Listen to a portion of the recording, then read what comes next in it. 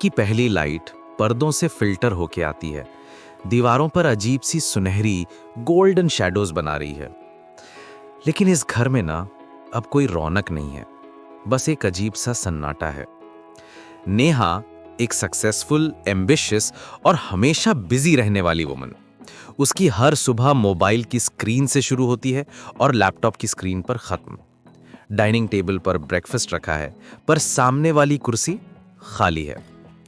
कभी इस कुर्सी पर करण बैठा करता था, हमेशा की तरह मुस्कुरा कर कहता था, आज तो सिर्फ कॉफी नहीं, तुम्हारा थोड़ा वक्त भी चाहिए।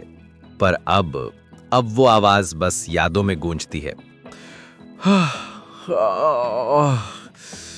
ओह गॉड, फिर लेट हो गई मीटिंग के लिए। करण उठ गया क्या? वो इधर उधर नजर घुमाती है, रूम खाली है। गया होगा किसी काम से।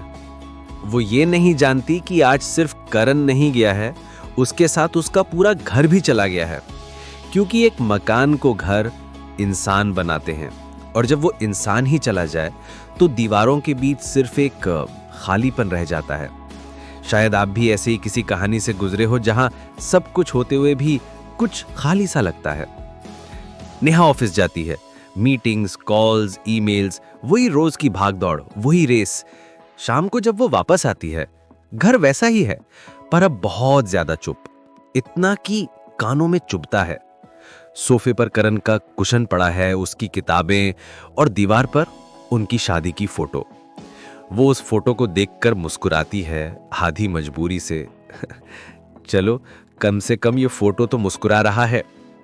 उसकी नजर टेबल पर रखे कागज पर पड़ती है। एक नोट, उस पर लिखा था, तुम्हारे पास सब कुछ है, बस मैं नहीं। बस एक लाइन, एक पन्ना, जिसने नेहा की पूरी लाइफ की डेफिनेशन बदल दी। पहली बार उसे रियलाइज हुआ कि साइलेंस, खामोशी भी शोर करती है, और उसकी आवाज बहुत पेनफुल होती है। उस रात नेहा ने घर के हर कोने को देखा जैसे पहली बार देख रही हो।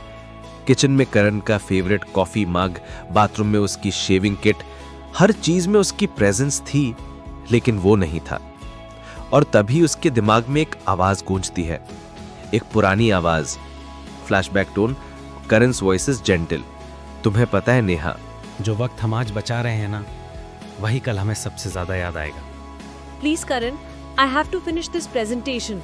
और अब वही प्रेजेंटेशन फाइल्स लैपटॉप में बंद है, लेकिन यादें वो हर कोने में खुली पड़ी हैं। दिन हफ्तों में बदल गए।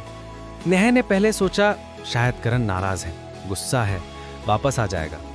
पर जब किसी का दिल थक जाता है ना, तो वो लौटता नहीं, बस उस कहानी से मिट जाता है। वो ऑफिस जाती, लेकिन उसका ध्यान कहीं और होता। मीटिंग्स में लोग उससे सवाल पूछते और वो बस उनके चेहरों को देखती रहती। कभी कभी ब्रेक में वो करण का नाम अपने फोन पर टाइप करती, KAR,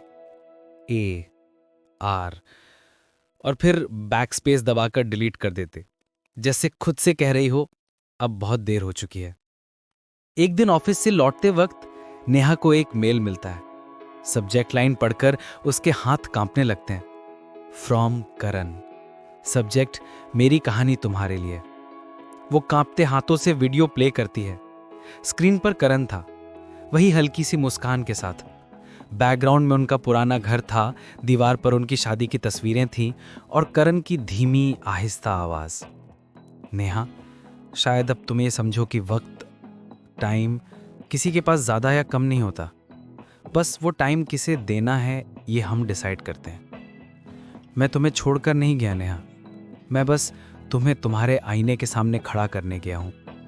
वीडियो के एंड में कुछ लाइंस लिखी हुई थी, अगर कभी फुर्सत मिले तो मुझे ढूंढना, शायद मैं वहीं मिलूं जहां हम आखिरी बार एक साथ हंसे थे।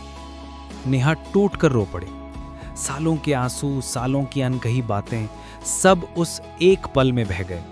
अगली सुबह उसने ऑफिस में अपना रेजिग्नेशन लेटर मेल कर दिया।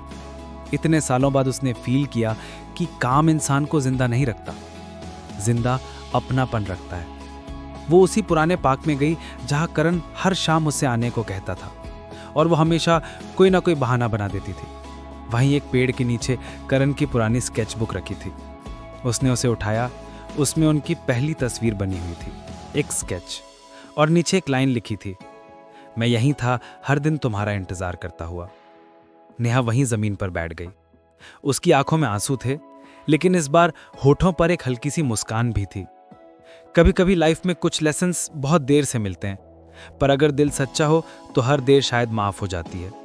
नेहा ने उस दिन एक चीज सीखी, रिलेशनशिप्स टाइम नहीं मांगते, वो बस प्रेजेंस मांगते हैं, आपका वहां होना मांगते हैं। करण लौट कर नहीं आया, लेकिन उसकी याद ने नेहा को एक बेहतर इंसान बना दिया था। अब नेहा हर शाम अपने नए घर की खिड़की से सूरज को डूबते हुए देखती है और धीरे से कहती है, मैंने तुम्हारा इंतजार जीना सीख लिया है। क्योंकि कुछ रिश्ते टूटते नहीं, बस इंतजार करते करते थक जाते हैं।